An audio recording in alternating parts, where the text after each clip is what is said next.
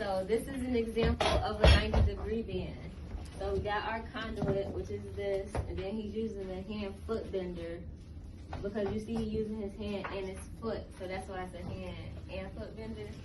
And this is a 90-degree right. Does everybody know what a 90-degree angle looks like? In the pipe, we're losing 5 inches of length. So if we wanted this part to be 10 inches, we would subtract 5.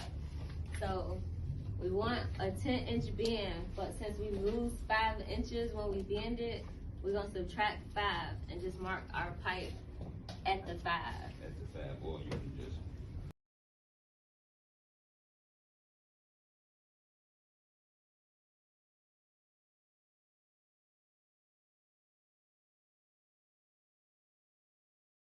We got 2 marks on our pipe.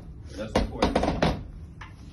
I don't want to skip this step for y'all to see. So we said they wanted a 4-inch offset. So this is the part where the math comes in. To make an offset, there's a multiplier.